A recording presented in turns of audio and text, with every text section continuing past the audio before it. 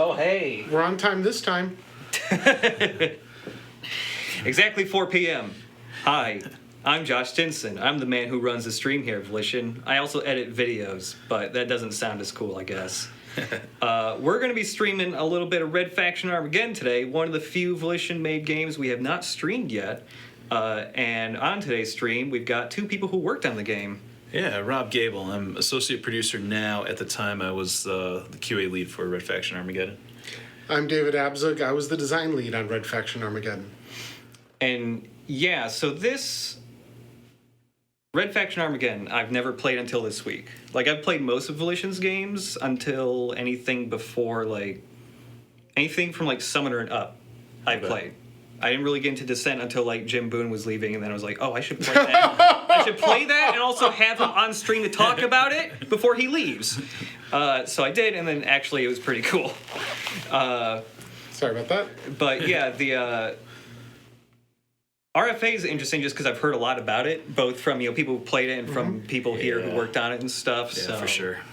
Yeah, I suppose. It went on quite a journey. Yeah. Yeah, it started out as something that was not what it ended up being. Right. Yeah, we very briefly mentioned some of the things that happened with this game on the RFG stream and some other random things where we had like writers on and stuff, but we've never really talked any more deeper than that. And I don't think anybody's ever really talked about it that deep before in other places either, I think. I don't think so, yeah.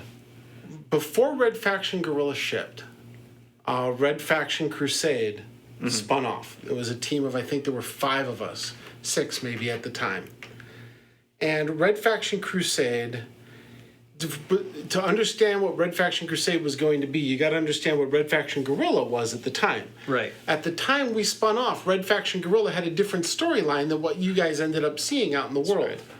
Red Faction Guerrilla's eventual storyline was the main character gets duped by the Marauders into causing Deimos to spin out of orbit and go flying towards Earth in an extinction level event. Okay. Deimos is one of the moons of Mars. It's about the size of Manhattan. It's a tiny moon.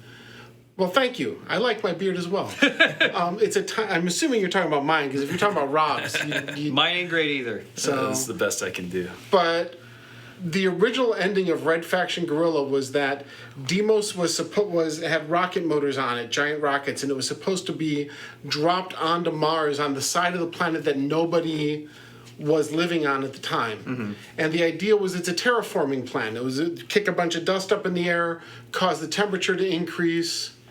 Yes, I believe it is LR Rose. And so that was the original storyline, was that you were trying to stop that, and the Marauders, which were old scientists from Red Faction 2's time period, Red Faction 2's time period, were helping you do that.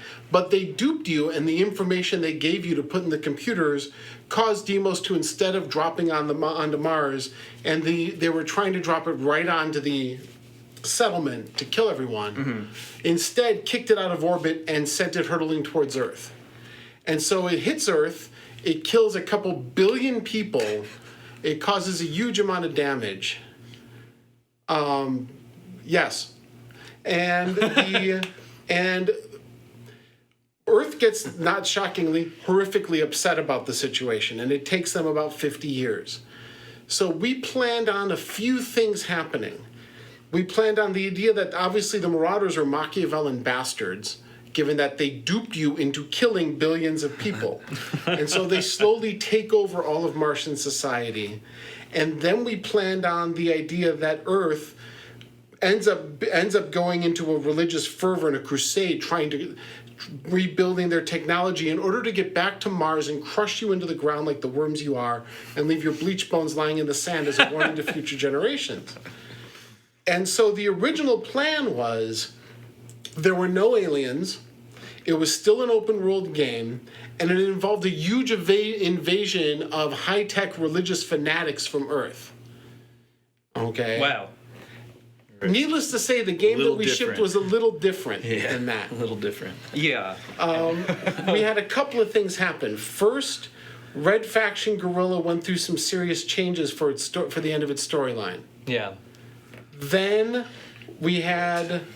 there was the decision to go underground but still stay open world. Yeah. And with that, actually, I think we should continue this over the opening cutscene of the game. Yeah. I completely agree. So what was I saying? The changes to the story of the game. Red Faction Guerrilla changed their story, so we had to change ours. Then there was a decision made to go underground, but still the reason for the changes to Red Faction Guerrilla's story, we just thought it didn't play very well. The idea of you ending it by accidentally killing a few billion people Yeah. didn't seem to fly that good. But heroes have The one on the one on the Sci-Fi Channel. That came during People in the chat are talking. Yeah. Yes. The sci-fi. That came during development of RFA. Yes. Yeah. That was long after all of this happened. Yes. And we'll get into that too, for sure. Yeah. We made the decision to go underground and stay open world and go with a hub-based open world system because that was the idea was that would let us concentrate more destruction next to each other by having ceilings to hang things from, by having walls to hang things from. Mm-hmm. So the idea there was that we can get more destruction near each other and get more cascading destruction, which was a lot of fun when you can get it to happen in RFG. Right. The other thing that it let us do was concentrate on the art more. One of the complaints we got about RFG was that the world felt sparse. Okay? By putting walls and not having the worlds extend for miles of visibility, it let us put more resources into a smaller space and be able to get more going there. And so the decision to go underground and the initial changes to the storyline were all internally based. That's all what happened to us. Then we started working on it. We started getting enemies. We had some really cool, I wish I should have dug them up. We had some really cool concepts for the Crusaders. And then we decided to keep the whole Crusade storyline and turn them from having a good because boy is it hard to animate hair. Somebody in the chat asking why everyone on Mars is bald. The idea was that we would have still have the crusade going on, but have them be actual religious fanatics with much less of a reason to do things. Right. Okay? We didn't kill 3 billion people, but we did thumb our nose at Earth, and they're still trying to take us, they still want to take us out. Then we got some people from outside of Volition got involved. And I've been told I'm allowed to tell this story, but I'm not allowed to give names. Correct. Okay. And so we had a situation where we were underground, we were starting to build things, we had the enemies coming online, and one of the people from THQ Corporate sent back some suggestions and suggested that we add aliens.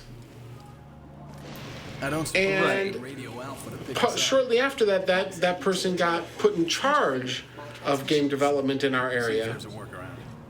And all of a sudden, we got an email that, am I allowed to swear?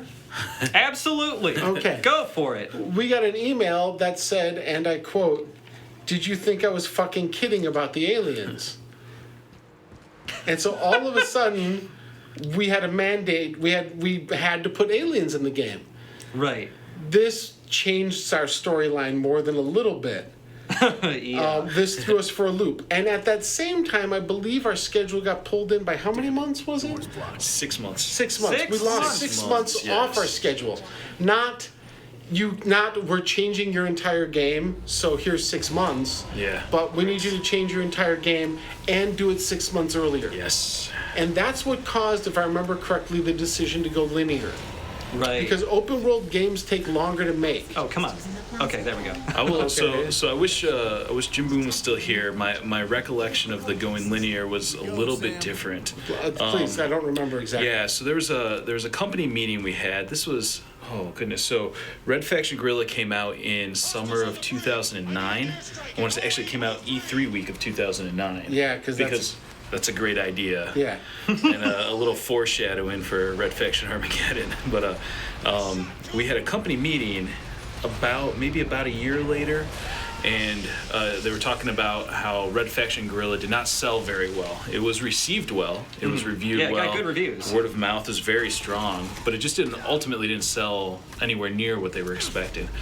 And I remember that being used as part of the motivation for why we'd want to go with more of like a Hollywood blockbuster type story. Yes, right, Tighter. Let's bring it in. It'll be linear. We'll have Linear, these more cutscenes. scripted. Well, yeah.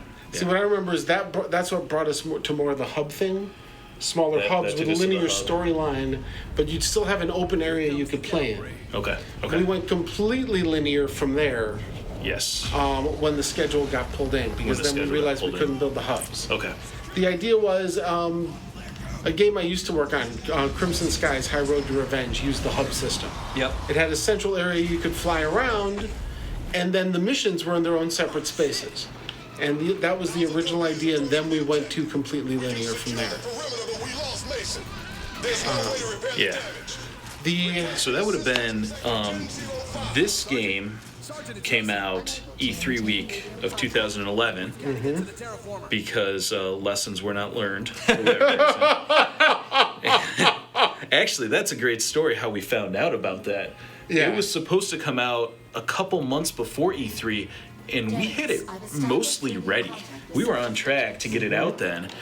And then this was really early 2011. A story goes out on Kotaku saying that the Red Faction Armageddon's release date had been pushed back to beginning of June. And we're And laughing. people here, we're like, Kotaku just got this one wrong. Like, what the hell are they talking about? Looking around, and then we got an email from the GM a little bit later in the day saying, like, yeah, hey everybody, so the release date's been pushed back to the beginning of June. So we actually found out from Kotaku when our game was getting released. Wow. Yeah, that was a fun one. So that's one of my favorite weapons right there, the plasma cannon. Yeah, it's really satisfying to use. So that's another change. That's a change. We talked about what corporate did. We've talked about changes in RFG. That doesn't change the fact there's things we could have done better. There's no doubt about Of that. course. Yeah, Right. yeah. One of the big changes I would have made from what I did with the game is I would have tried to get us to build the entire game without guns. By that I mean without bullets. Every weapon should be destruction based. If we've got a game based on destruction, every weapon should cause destruction. And that would have helped us force more destruction into things. That would have helped us get more going on in the world with it. And would have helped point things out to the player. We had a lot of players who liked the game if they started using the plasma gun, the plasma beam, the magnet gun. God, yes, the magnet gun. I've played that only a little bit, but it's fucking cool. But we've got a lot of players. There were a lot of players that thought the game was a standard shooter without destruction, because RFA was a standard shooter without destruction, because they picked up the pistols and the assault rifle And just they're stuck like, with I it, know what the right? rifle is. I'm going to start shooting with it and play Yeah. through the whole game with it. Right. And then they wondered why was nothing different. I thought, yeah, as much as this game kind of gets a bad rap, both externally and internally, a lot of the development here between the shifts during the development process, losing production time, all that stuff. I think there's quite a few redeeming factors. This thing's Like really that. cool too. Yeah. That originally got developed for Red Faction Guerrilla. I was the multiplayer designer on RFG, and we developed there's a funny story about that. We developed the repair tool to help fill the gaps that we lost by not having vehicles Right. in multiplayer. And so we had a gameplay gap there, and I designed the repair tool at the time for that. And we couldn't put it into single player at the time because we didn't have time to get AI used to it. So it was AI. AI couldn't handle couldn't handle this being destroyed, so I can go through and then rebuilding it. And so then I don't Ghost Bear asked if there's a mod for RFG that enables it back. I do not know. I have no idea. But then we had more time I for can answer RFA. Jay and we put that Early's in. question. They did not compare favorably. What did? What was the question? RFA's sales versus Guerrilla's. I think Guerrilla's lifetime sales definitely ended up well ahead of Armageddon's. Okay. I'm trying to remember exactly where it landed, and Nordic Games did their Steam version of Red Faction Guerrilla, which I've heard very good things about. I haven't been able to get hands-on with it. Yeah. So I'm sure there's additional sales to add, but I want to say it landed somewhere around 1.5 million. I can't remember where RFA landed, but it was noticeably less than that. This door leads to the core? Affirmative. What is the plan? So what else? Pray you I'm trying to remember really good stories. That was a nice little history lesson. Some of those details I'd forgotten about. Yeah, some people saying like they love hearing stories like this just because it shows how many like fucking moving parts there is in game dev, and yeah, that's there's tons of stuff moving all the time, and God, it's hard to keep track of. At least for me, I've only been here a year though, so maybe I'll get used to it. And it's crazy that it's 5 years since this game's come out. Mason, what's your status? God, yeah, 5 years. That is just scary. Also, like, I'll throw out there, this is a nice looking game. I think it holds up pretty well, you know, it being last gen. Except that it's too dark, of course. There's the darkness is I definitely did up an the issue. brightness for A this. regular battle between design and art on this game in specific was over how dark the game was and how much bright and how we wanted it to be brighter. Right.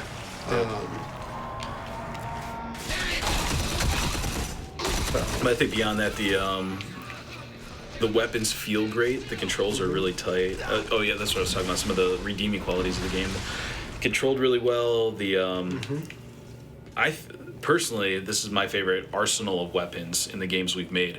They don't have some of the outlandish behaviors that get a lot of attention in the Saints Row games, but I think they feel really, really great, and they have a fun impact on the world. A lot of them, and great VFX. They killed on the VFX front for the weapons in this game.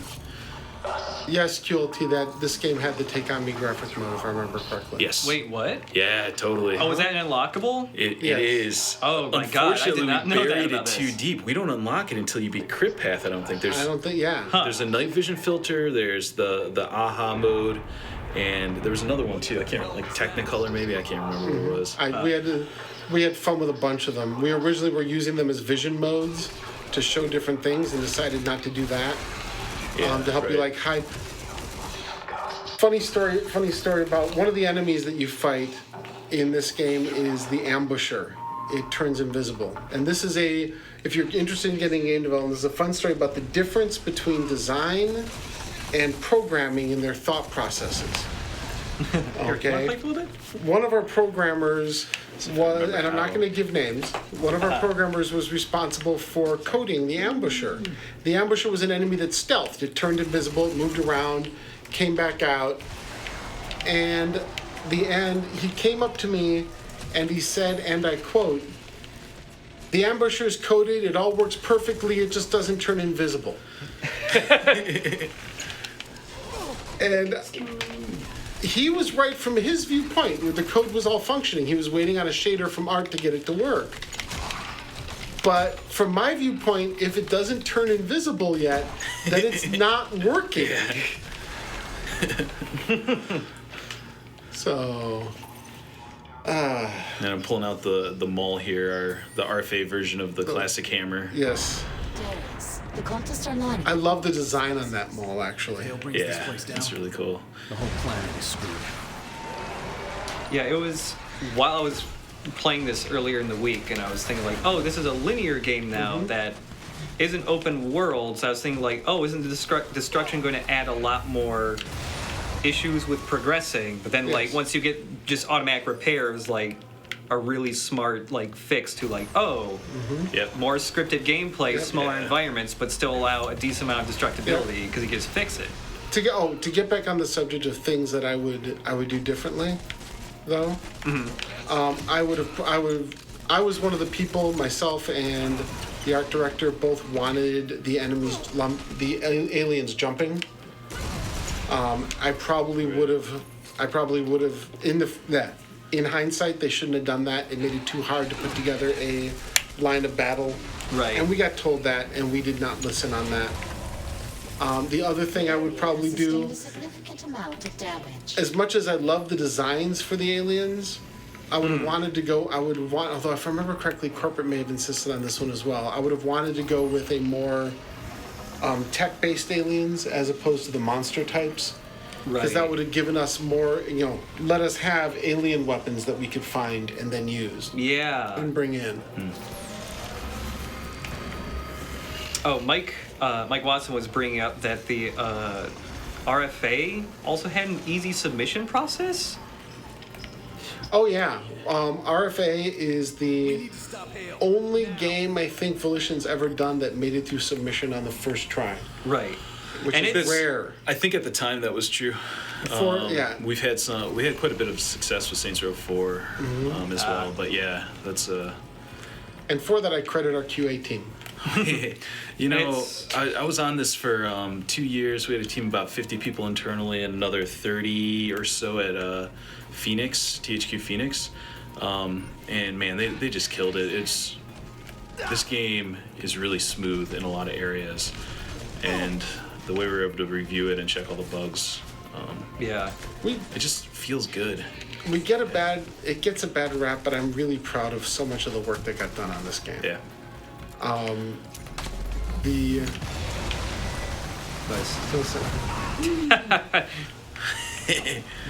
Okay, this probably isn't helping me get to my goal, but no, but it's fun. it is fun. Absolutely. Yeah. So yeah. Oh, So, speaking of the submission stuff, I guess we should, we've talked about submission a couple times in different Yeah. streams before, but I guess we should elaborate what submission is. And also, I actually don't know this, but I'm sure you guys do. Generally, for most games that go through submission, they don't get through in the first go, right? Yes. pretty Most games have most to. games do not get through submission on the Right. first try. Okay, so what is the actual process of submission for games? Okay. Yeah. You wanna play for a bit? You have to invert. Only if we can get it to work properly. Let us play like men. I'll channel Jim Boone and say there's a reason why we call it normal. Normal is not a good thing. Under what circumstances do you think normal is a positive?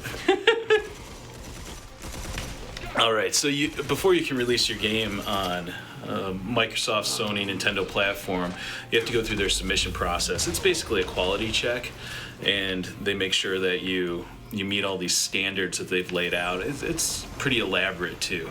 The intention of it is solid. It's to make sure that your game functions well on their system and that it's not doing anything that makes their hardware look bad in any way. Right. So that's really the intention behind it. It's kind of an evolution of, if anybody remembers the old NES seal of quality, which was in a reaction to the video game crash and Atari shovelware and all that stuff. Nintendo would put that on and say, hey, we've verified that this meets a certain level of quality.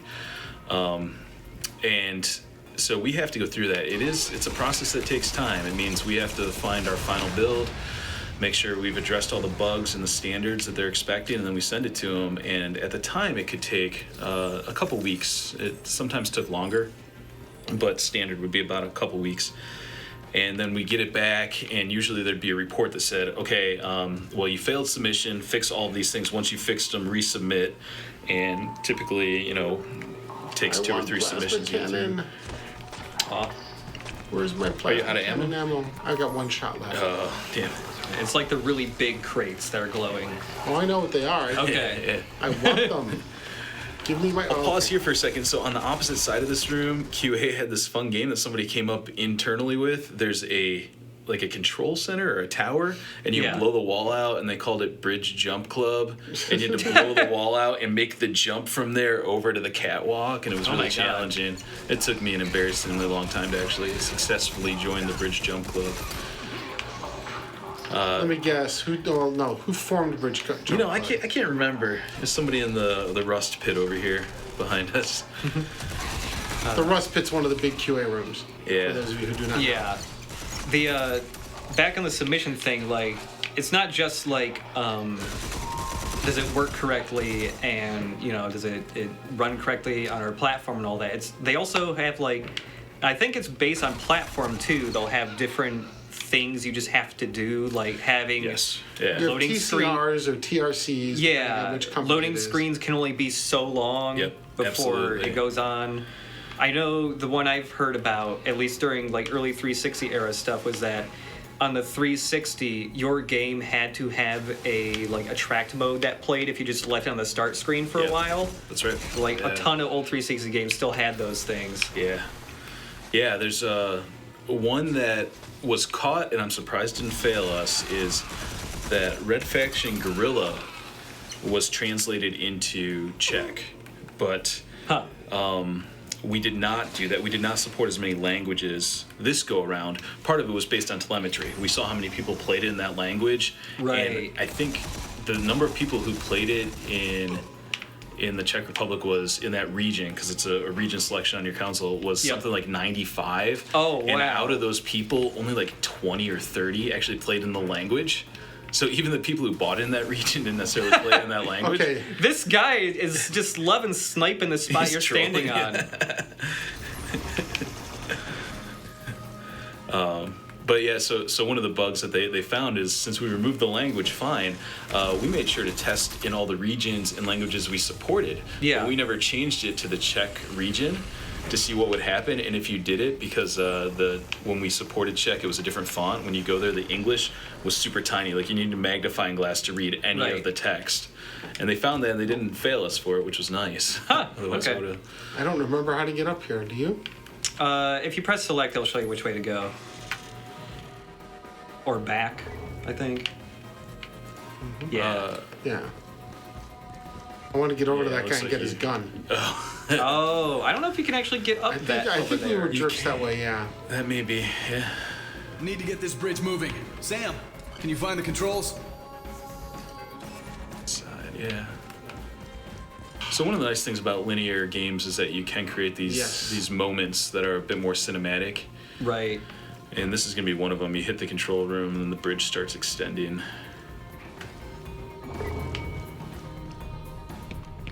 What happened? Failed. I couldn't stop it. I also feel like, looking at our other games in this game, I feel like the character models for the cutscenes were really nice in this one. Like, Yeah.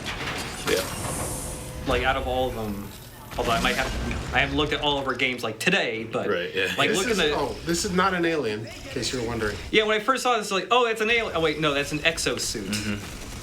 This is a very bug-like Because exosuit. it's against the law for me to work on a game that doesn't have a giant robot in it. I swear to freaking God.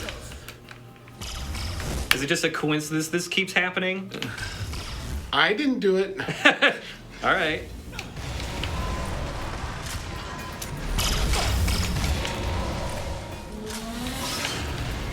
Oh, I suck at game. You know, at this game. I don't know where Geomod stands, actually, the tech for it, because when Nordic Games bought the IP, I believe they got the tech with it too. I don't know if that I think means, that's the case. Is that at the exclusion of us using it? I'm not sure. We haven't really had the discussion. There's a lot of, as Zug was talking about earlier, there's a lot of limitations that you face running this kind of tech.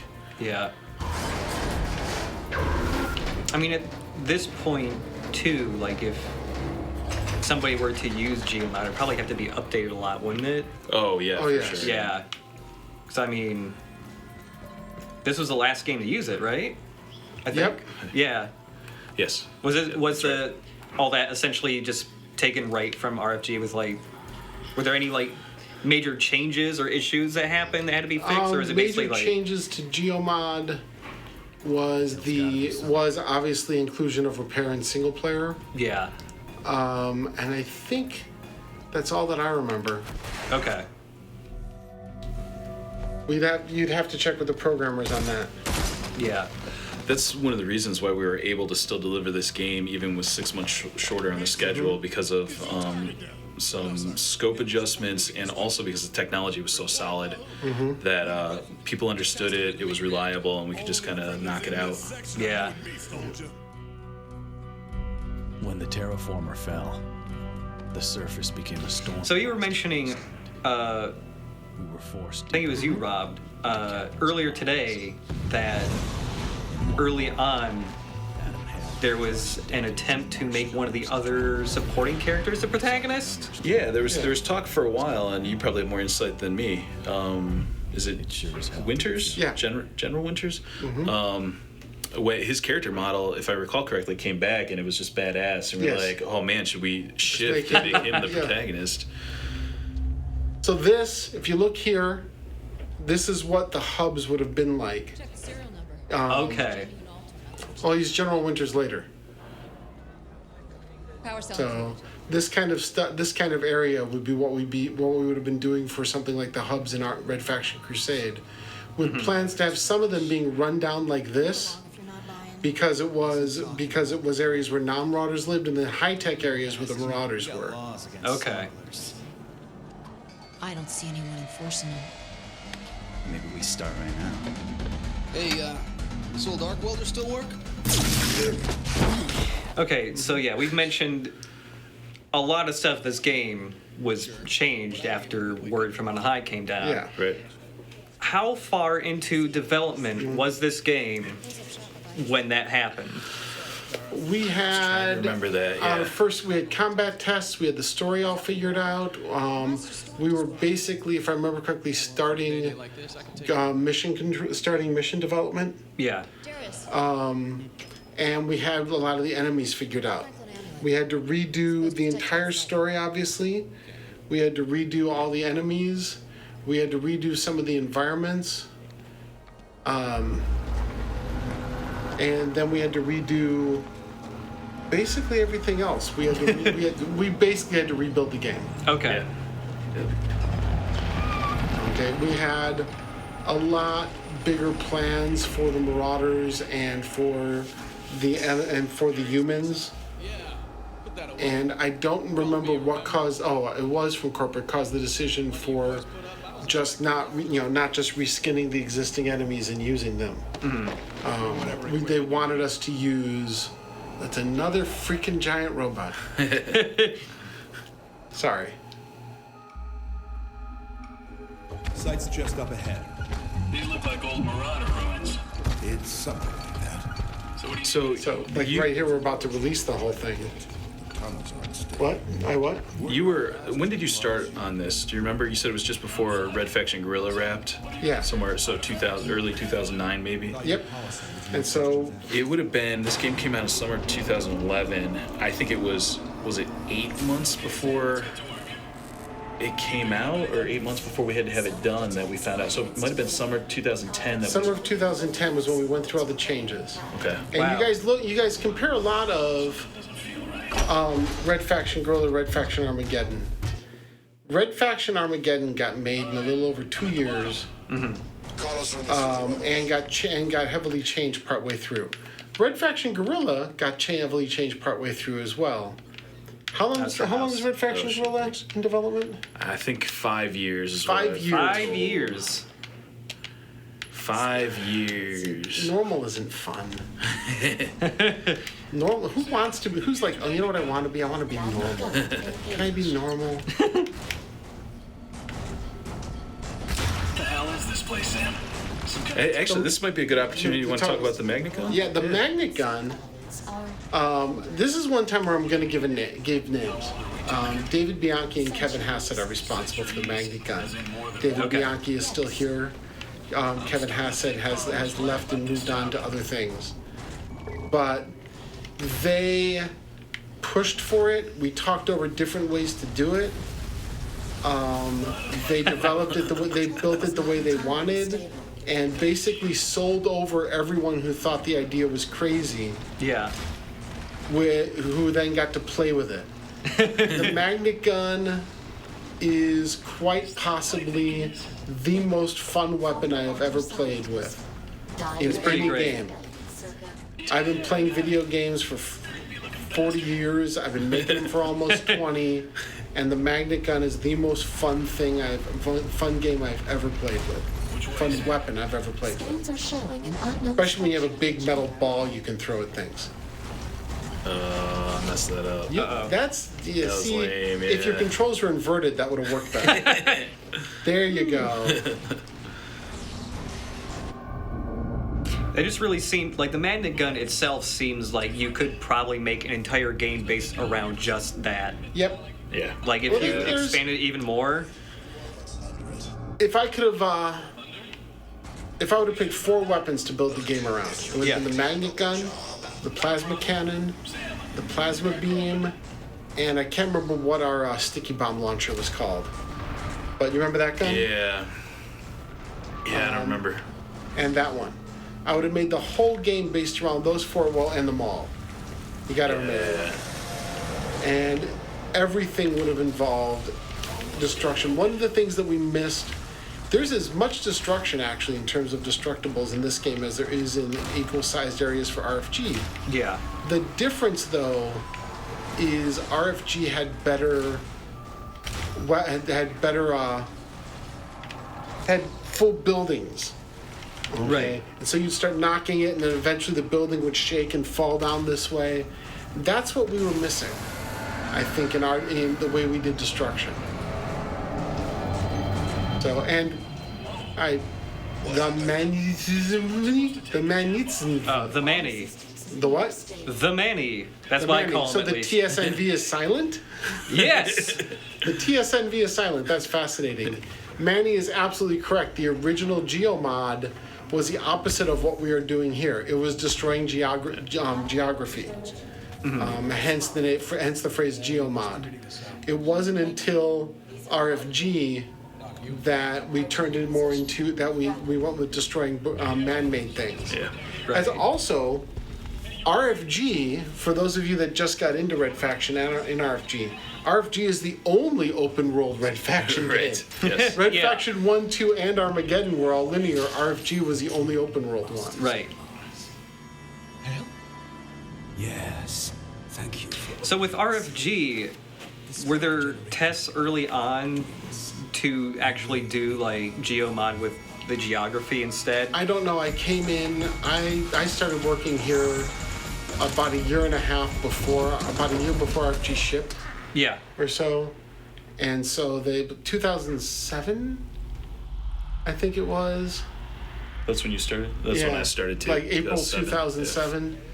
And so I showed up, and I was told the reason RFG took 5 years is because they were developing the destruction engine. And that there's a reason not a lot of games you do destruction like that, because hard, right? hard. Yeah. Okay. Yeah. You would not believe the amount of data that it requires in order to properly do physics-based destruction. Yeah.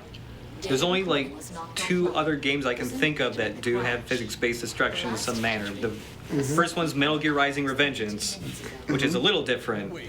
And then I think the other one's Crackdown 3? They've been showing off stuff. They've been for that. showing off That'll be- destructible stuff. that'll There be was also one that Day One Studios did that had destruction in it. Okay. Huh. I can't remember the name, unfortunately. Yeah, but Limited. Yeah, there you're are some correct. that- You're correct, Manny. Half-Life 1, 2, Episode 1, 2 had it in a very limited Oh, scale. that's right. Yeah. But they had it at very specific points where they could completely control Yeah. where it was and what it was doing, as opposed to having it strewn all over the place. Yeah. To contact Bastion in the last. Don't know. I never played Black on Yeah, PS2. Black on PS2. That did buildings get destroyed or collapse? I don't think they did. I think Black, because that was a PS2 and Xbox game. One Day One Studios game that had destruction was Mech Assault, but if I remember correctly, it wasn't physics-based. Oh, okay. But it did have giant robots, so I worked on it. Sam, can you get a So here's part of the problem. Negative. The Things that subject- okay, let's assume we had to keep the aliens the way they were. We should have had all the alien stuff be destructible. Then Yeah. all the strange organic type stuff Match the estimated age. should have been So destructible. what happened to the people who built them? Oh, man. See, that just looks cool. One of my Yeah. favorite things from Red Faction Guerrilla was the destruction-based puzzles. I forget what that activity was called. They destroy it with 5 of these. destroy it Oh, with yeah, five. those things. Yeah, those things were great, and man, that would have been cool if we could have integrated this somehow and been able to leverage the magnet gun. Oh yeah. Yeah. Well, this is another thing I liked was the way we did our upgrades. Yeah, I thought this was really strong. My personal preference, I would have liked to have seen these not be shared between single player and multiplayer. Because if you get really far in single player, then when you go into multiplayer, you've already got most of the things. It doesn't leave you as much to. Right, there's less progression for multi.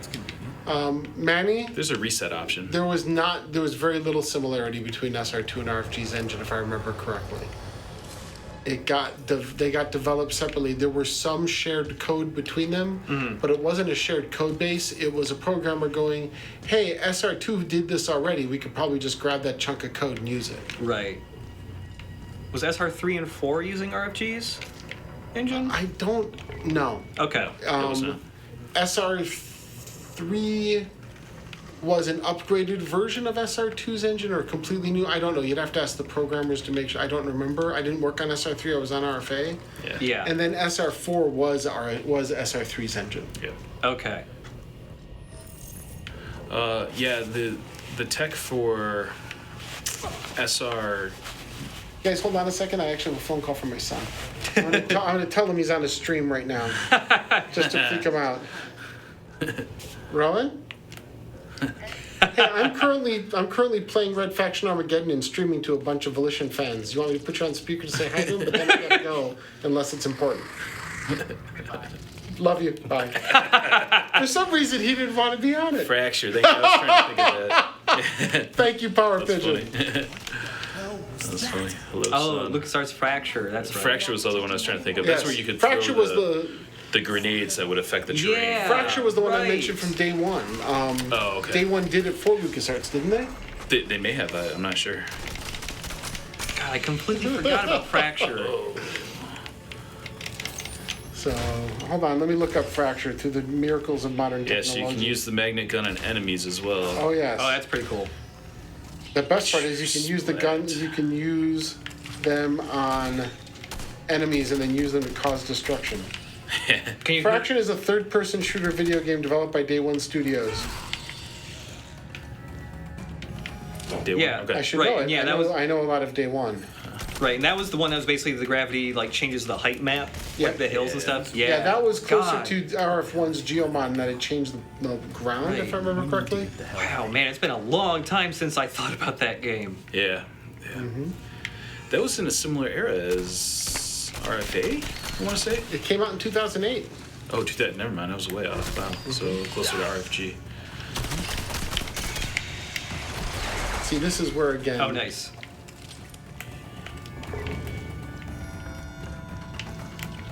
What were you saying? Just looking at the combat abilities of the enemies and thinking that more intelligent enemies would have been smarter in this case. Right. But this is why we call it second guessing. And they are beautiful in a really ugly, look cool. scary way. Did they just? The pod appears to be gestating the creatures. Let's hope they aren't bulletproof. I think you were saying right before we started a stream that one of the things you wish you could also change was the aliens jumping. Yeah, I said that earlier. I wouldn't have wanted the aliens to jump so much. It made combat more frustrating. Right. And it made it harder to build a line of and that's a mistake. I mean, we talk about mistakes all different people make. Corporate did this, and the story changed for that. That one's on me. That one, with all due, that one's on me. Detected. Damn it. Gotta take those out. I pushed a little bit, and then bought into it, and then should not have bought into it. We thought we could easily get them to leap onto destructibles, and so they'd be there for you to kill by blowing things up. Right. And it just never worked the way we wanted it to. Yeah. That's one of the things with a few people have said in the stream so far. There's a lot of moving parts when you're making a game, and there's times when you have to make decisions and move forward. And maybe it's the right decision, maybe it's the wrong decision, but if you don't move forward, then you don't make a game. Right. Because, I know there's, from hearing stories from other people too, no matter how the game ended up, there's always been people who really wanted to do one thing or another for a game, but they just had to decide not to do it because if they do that, then they won't be able to finish it. Yeah, and then there's also technical limitations. One of my favorite programmer on MechWarrior 4. So MechWarrior 4 is all about mechs, right? And we'd always come up with these crazy ideas by design, and the lead programmer's response was, "We could do that. We won't be able to do mechs, though." You know, there's a limit on resources available. Right. You know, both in terms of processor power and in terms of time. You know, it's always a question of where do you put the resources you've got. Mm-hmm.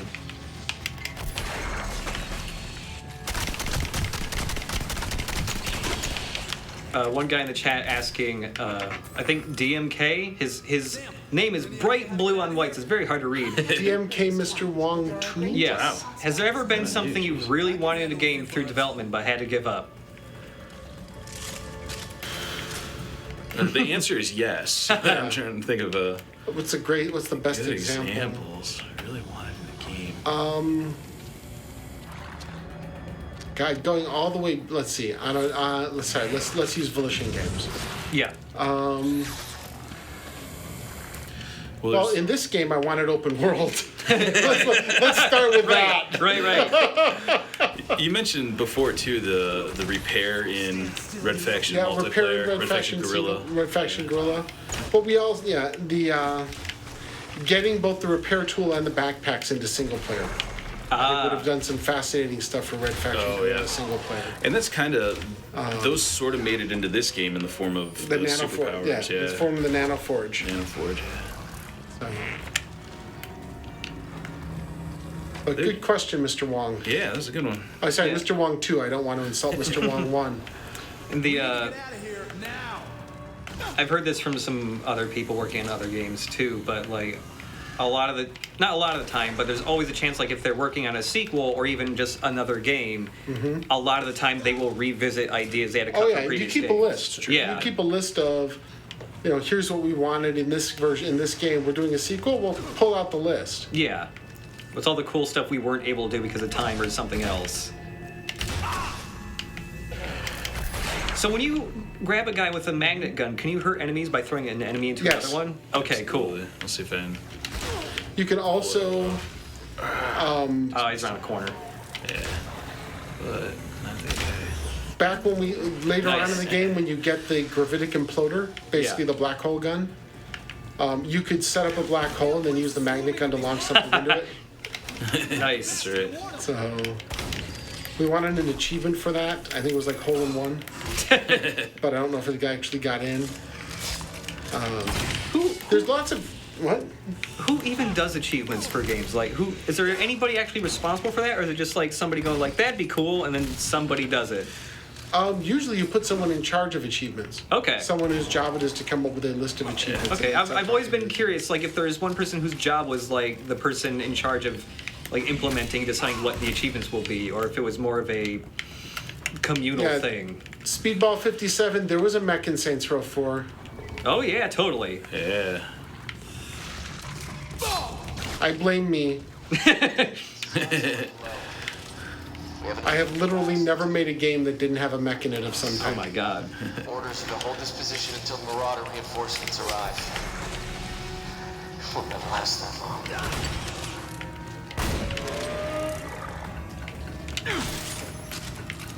How about We can quibble about the definition all you want. I mean, I suppose it's QA who test out all the achievements to make sure they're like Yes. achievable, I suppose. yeah? For the most part, I know sometimes they're intended to be pretty difficult, but We had some of those in. I remember Saints Row 3. They were some of them were achievements, some of them were part of the challenge list. right. And we started to provide feedback from QA on how long it took to get some of them done, and it was far longer than the people who designed them anticipated. So we pulled some of them in. Some of them are intentionally left to be, after you spend a lot of time with the game, you can actually achieve this. Right. But J.R. Lee's got a question. The publisher explained that they wanted aliens so bad because they thought it would be cool. That is the Yeah, that was the actual part. reason. When I heard this story, that was the part that really surprised me. It wasn't. I thought the reason was going to be like aliens are hot right now for some reason. There's some game they think is going to do well that has aliens. We should have aliens too, but Please. He just tell thought the me those aliens were things cool. didn't get worse. Yep. All right. Yeah. Well, that was all the explanation we were given. I will say Okay. Perhaps there is more, but I can't believe this. I mean, aliens can be cool for sure. I think there was some reaction too to making it a very clear enemy. Like you're Right. fighting these monsters. It's easier to understand. it's easier to excuse killing them. Yeah, that's true. So, Nobody will write a ludonarrative dissonance article about your game when you're shooting aliens. In the oh, face. there it is. This was my favorite non-magnet gun weapon. What is this? Yeah. Oh, the The charge launcher. You can get 4 of them set up and then just blow them all up. Multiple Oh. hostiles detected. That's right. Where? In the cave walls. See, that was something that came out of testing. Was all those bright lights around where they came from? Yeah. That was the only way you could tell where they were coming out.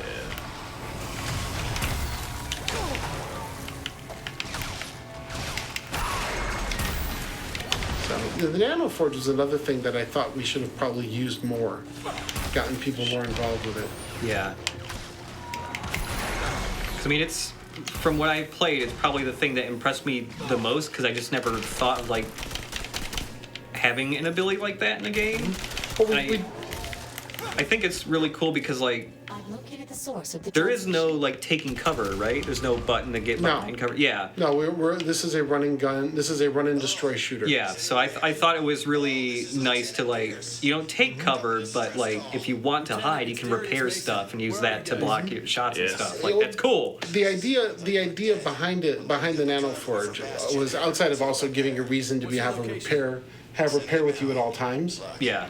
Was what it originally started at, but then the other idea was you've got like all the different abilities a Nano Forge can do, Yep. and then you've got all the different weapons you can carry, and having which 2 of them active at the same time gave you a lot more things to fiddle around with. If you got a Yeah. list of one thing, you got one list of things. You got weapons. You can have weapons, but then from there, if you have a list of weapons and a list of abilities, and you can pick one from each list, that's a lot Right. more permutations. And yeah, like we've already seen like a couple different cool ways you can like combo them together. Like it kind of reminds me of the way you could combo abilities in like some of the Mass Effects. Exactly. Yeah. That was, or like, God, there's a really good iPad game I was playing Yeah. where fantasy RPG, Dragon Quest Heroes, where every time you level up, you can take a level in different classes. Yeah. And so it's combining the abilities of the different classes that makes the game interesting. Right. This is a question I've never asked, but the Nano Forge abilities in this feel relatively similar to some of the superpowers in the Perhaps Saints creatures Row have yet to spread to the more populated games, areas. especially like I guess they were introduced in DLC for Some of the 3, same, but yeah. 4. Some of the same designers worked on them, Okay. and they're fun abilities and they work well. Yeah, There was not a conscious the way plan. they control. No, okay, Yeah, that's what I was wondering. you are correct, Manny, but we didn't have anywhere near enough time to even think about doing that. If RFA was a FPS RPG. Yes. Yeah. Power Pigeon, no, the aliens in SR4 are not a jab at THQ. The aliens from SR4 are a direct result of us going, how the hell do we top SR3? Jesus, what are we gonna do that's crazier than this? Bring in the aliens. Forget it. I'll walk if I have. I think we pulled it off. Yeah. Yes.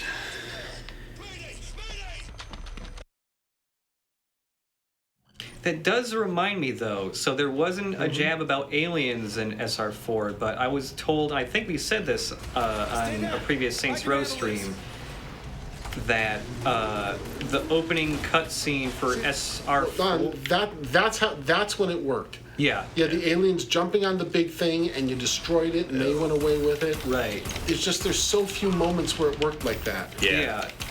Is the problem. But yeah, I was told there was a jab at the U-draw, in the opening cutscene of SR4 that was taken out, I think. Oh, I really? don't remember. I You are remember correct. that, You are yeah. correct. Speedball 57. That is the only way to top blowing up the entire planet Earth. Yeah, and fighting having Saiyans. Those things killed everyone. Keep it together, Malone. Yeah, I don't remember that one. Yeah, Udra. maybe I'm Chip. misremembering, but I swear could there be. was. I was told that at some point there was like a U-Draw joke that got cut. Udra. I don't remember that. I've worked on games where we have had Easter eggs taken away by legal, Right. but I don't remember that happening on SR4. Okay. But yeah. Well, that's I know I right. heard that from Got somewhere. the DLC in here. Oh yeah. Nice.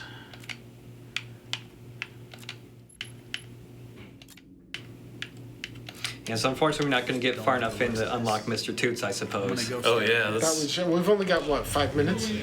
Yeah, like basically 5 minutes. Yeah, I don't think we're getting anywhere near Mr. Toots. I remember a very long thread trying to figure out brainstorming names for the For unicorn that shoots rainbows. Where out of did Does his everyone ass. know who Mr. Toots is? Does anyone not know who Mr. Toots is? Was he from a YouTube thing? No. No. He got put into a YouTube. Yeah. That's right. It was Freddie Wong. He was I from think. yeah. the crazed recesses of the imagination of people here. Okay. Yeah, I was about to ask where it came from. Mr. Toots, we have a weapon called the plasma beam, which sends out, basically it's a 50-meter long lightsaber that slices through anything destructible, Yeah. okay, on a charger. And we decided to take all of those abilities and actually turn it into a unicorn that nests on your shoulder and shoots a rainbow out of its butt that destroys things when you squeeze a certain portion of its anatomy. Right. It starts screaming, and a rainbow comes out of its butt, and it destroys things. If you do a search online, search on YouTube for Mr. Toots, you will see him. You will find him, yeah. We had a room where you could find him, and there were cabots, which are an important Right. Volition Easter egg in many games. Yep. And you would have to you would go after the cat, you would get the cabots going. What was the first game to have cabots in it? Do you know? Oh, Saints Row 2 had it. Two. I know. I don't know if that was the I don't know if first. one Yeah. did. Okay. Now I didn't see a return indeed's question that caused the copyright legal thing. Oh, Mike in the chat was saying that there's an Easter egg in Saints Row 4 that was cut because of legal. That was called Bonehenge, and it was Stonehenge made of giant dildos. Okay. And that was a legal thing that got cut out, I guess. Oh, that sucks. I think it was I didn't know that got censorship, cut. Yeah. But yeah, Yes. probably maybe a ratings issue. Yeah, I think that's what it was, yeah. Really? Because there was a rating above M? Heyo. I do not know Speedball 57. The cabots got put into our games before anyone in this room started working here. Yeah. Well, there was Saints Row 3. Was it Saints Row 3 or Saints Row 4 that has a dildo in every mission? Saints Row 3. That's Saints Row 3, yeah. Saints Row 3 had a hidden dildo Yep. in every mission. No exceptions. If you keep looking, you'll find it. Yes. It's like the Superman in Seinfeld. It's just in every one.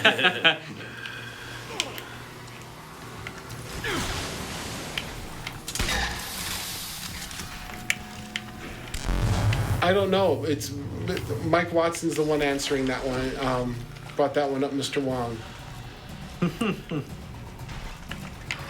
I think making fun of a giant cultural icon may be a problem. I don't know. I'm really. Well, I mean, the thing is, we've also mentioned before that there have been a couple ESRB related things that have been very strange. Yes. Namely, when Alex Mejia, our video producer, when he was doing trailers for Saints Row 2, there's a shot of teabagging a guy in one of the trailers, and they said, "You cannot teabag. You have to cut it out." But it wasn't because of the teabagging; it's because he was teabagging somebody who's on grass, and that was apparently too much. He did teabagging while the person was on concrete, and it was fine. Teabagging on grass is too sexual, but teabagging on concrete is not. That's great. Look, it's a weird world we live in. It's very Oh, I strange. know.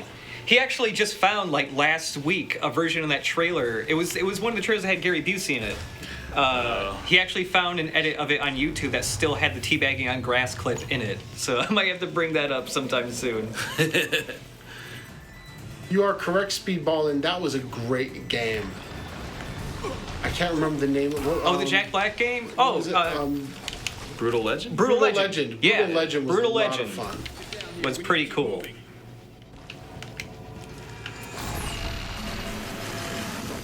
That's so cool, though. That is so...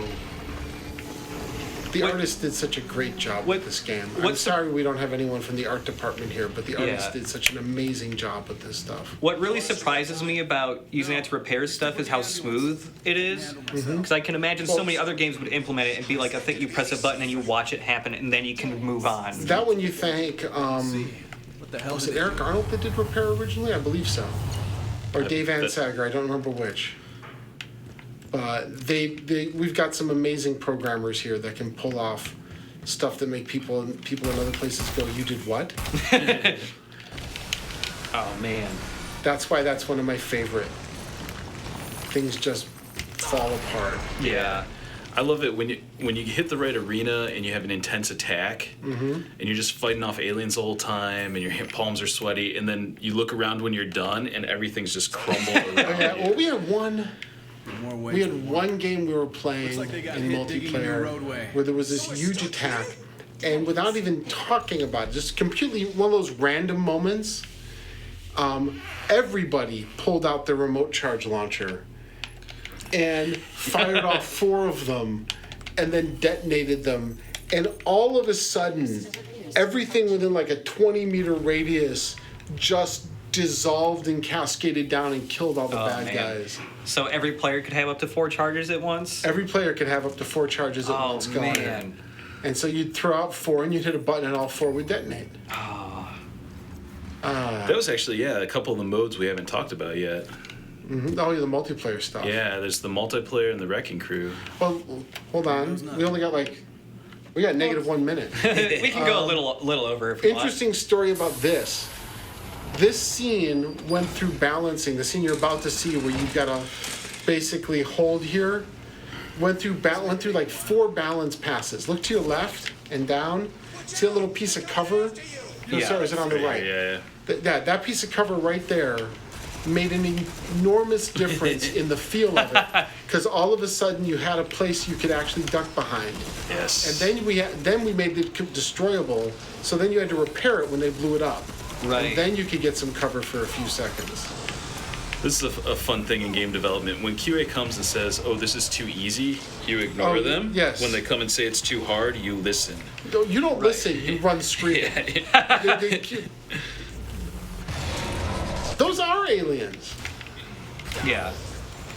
And I feel like we've had some QA people on here before, but I feel like there have been you know how just there's you're not in QA anymore. You don't have time to play.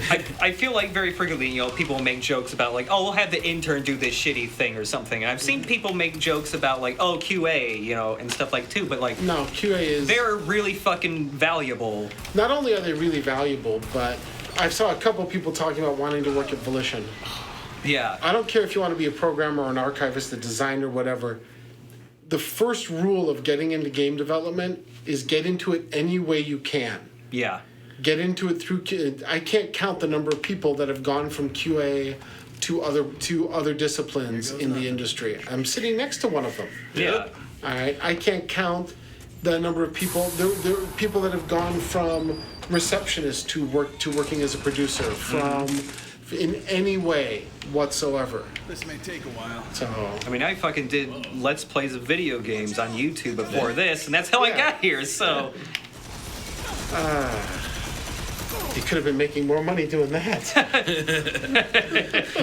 I'm no PewDiePie. My videos aim at a higher age bracket, and I do not have it in me to yell that much without going you gotta repair it, then you can get some cover. That's Didn't really I cool. just tell you that? Yeah, you did. I forgot all There you about go. it. Oh, I didn't switch up my weapons. And even gave you a hint. Okay. See, now you can get some health back. Yeah, and talking about how useful QA is, like, there are some games you can look at where you can see what happens when there is no QA or they get ignored. Oh yeah. Sonic the Hedgehog 2006 actually is one of them. Like, straight up, because they like their staff got cut in half and they had like almost no QA left for the game. And like, you can tell. I love that one. But that's one of the major reasons. That's one of the reasons why I came here from Microsoft, and Microsoft worked on, because of Windows, QA is a big thing there. Yeah. And one of the things I loved that made me want to come here was the fact that we have in-house QA, that we have user research, that we have all of those tools that help you make your game better. Because the worst person to judge your game is you. The absolute worst human being on the face of Gaia's great globe to judge whether or not your game is difficult enough or good enough is you, because you know where everything is. Yeah, you played it a ton. Like, something that might not, that's super clear to you can be not clear at all to people who have not been working on it for many years. Sam, where's this thing going? We should be entering a small cave pocket shortly. I love this sequence. I do too. I'm so happy we got to play this game because it just controls well and plays well. I like the pacing, especially in the first half of the game. Mm-hmm. Yeah. And it is a joy. There's a lot of things about it that really are a joy. We can talk about what could have been with Red Faction Crusade, and some of the plans for that were really amazing. But I think the team adjusted and delivered extraordinarily well here. I honestly think it would have sold better if we didn't put the Red Faction name on it. Yep. And we made it something, and we just simply made it a new IP. I'll let you know when it's right. Yeah, for sure. The problem was, I think part of the problem was it was too different than RFG. There Okay. it is. I'm detecting movement. And so, it needed to be something else, but it wasn't. Was there a big gap between RFG and the previous Red Faction? Like 7-8 years? 7-8 years. That's what I thought. Yeah, RF2 got shipped, and then they worked. Then it was all hands on deck for Saints Row, Yeah. and then it was all hands on There's deck. Punisher for Saints before Row, that. And then Punisher. Yeah. And then it was 5 years of RFG development. Yeah. Wow. So there was like, again, if only we had some sort of hype. Just a second. The internet. Red Faction 2.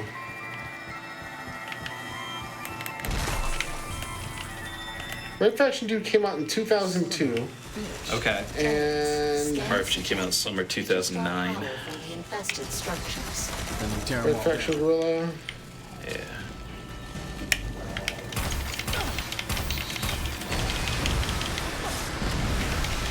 Yeah, Punisher was developed here at Volition. Yep. Yeah, we actually did a stream with some of the guys who worked on Punisher a few months, like It maybe was half a year ago. It was a 7-year gap between RF2 and RFG. Wow.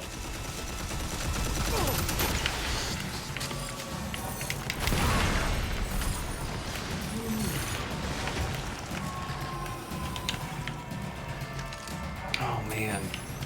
Yeah, and like, you said this was developed in like roughly 2 years? 2 years. 2 years, because like, Yeah.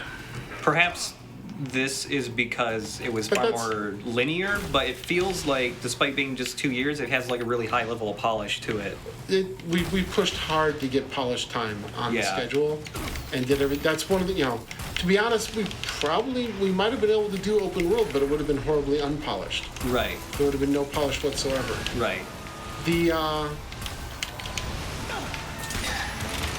was I saying? I don't even remember. Something about polish. No, it was something else. Okay. What are you thinking about the madness of Horde mode? Is fun. I actually just played that not too long ago with some old high school friends. You fire it up, 4 players. It's hard. It's hard. But it's a good time. Having all of these weapons, imagine all of these weapons times 4. As Yeah. was said earlier, Were you playing on console or PC? I was playing on PC. Okay. Yeah. And then the other mode that we haven't really talked about is Wrecking Crew, I Yes. think is what it's called, right? Yeah. And there used to be some pretty intense internal competition when it came to scores on that. We kept track of it. I got so pissed the day Boone passed me. Yeah. This was forever ago when we first started playing the game, but there is one soldier referenced once whose name is Boone. Jim Boone was the lead producer on Red Faction Armageddon. I know you know. It's a habit. So he was the quote unquote boss on the game. He's also a unique personality and a very fun guy. Yes. To yourself. Last thing I'm gonna ask you a question. Now, there's only one right answer to this question. Oh crap. Okay. No, I'm quoting Jim Boone. Oh yeah, that is true. That's what he'd say. Usually That was in Jim relation Boone. to pop culture. Manny, that was Jim Boone. Oh, adding the Descent reference into RFA?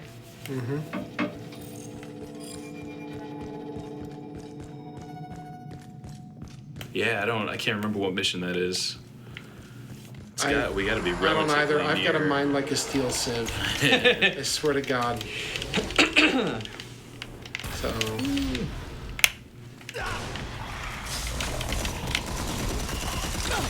I wonder if the decision for Aliens was like at all influenced by Dead Space, maybe. I can't remember when Dead Space came out in relation to this. Dead Space 1 was 2008, I think, the first one. Second was 2010, I What think. happened? I know. I'm rusty. Well, with that, it's like a quarter after now, so Yeah. I suppose we should Were we start. supposed to end at 5? It's a guideline, but not really. It's roughly usually an hour, but if we got stuff to say, well, hell, let's go over. I just saw But- Mike's question. Yes, QA does test if achievements are too hard or easy. Oh, yeah. Yeah. Oh, man. So, Well, yeah, that's fun. that's RFA.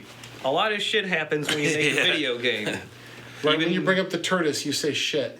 The tortoise. I can't remember where the Turtis came from. I apologize. I know that we thought it was hilarious. Tortoise? I remember George Sokol talking about that a lot. And Stephen Quirk, that feels like a quirk. It was a thing. quirk thing. Let's Yeah. see. It was the world artist that put in the hidden room underneath the one shop with all the caricatures of the characters. And I'm the one that placed the little cricket there, but I wasn't the one that designed the little cricket. I think, let's see, I was the one that was responsible for the dancing conga lines around one of the teleport exits. Then the Turtis, I believe the Turtis was Quirk. Yeah, I'd put my money on that. So, thank you, Jay. Hope you guys enjoyed it. Yeah, this was a fun one fun. for sure. Yeah, that was great. And yeah, we are Volition. We stream every week on Thursday at 5 Eastern, 2 Pacific, 21 GMT now, I think. Greenwich Mean Time is always fucking changing. I mean, I have no idea how it works. So I'm sorry. It's 21 or 22. It's 1 of 2. I'm pretty sure it's 21. I looked at it on the internet yesterday. That would mean it's only 4 hours ahead of New York? It is supposed to be 5. But there was also somebody in the chat, like, just a few weeks ago going, like, I'm pretty sure it's 21 now. It's We're like, sure what the it's 5 fuck's o'clock happening? Eastern. Figure from there. Yes, 5 Eastern. And yeah, stream every Thursday. I'm Josh Stinson. I'm the StreamZar/associate video editor. We also have with us today. Rob Gable, associate producer. David Abzug, senior designer. And we also had our community developer, Mike Watson, monitoring the chat and talking to people. Thanks, Mike. Thank you, And, Mike. Yeah, we'll see you next week with something. No, I got something planned. Don't worry. All right. I'm not winging it that hard. See you later, everybody. Bye.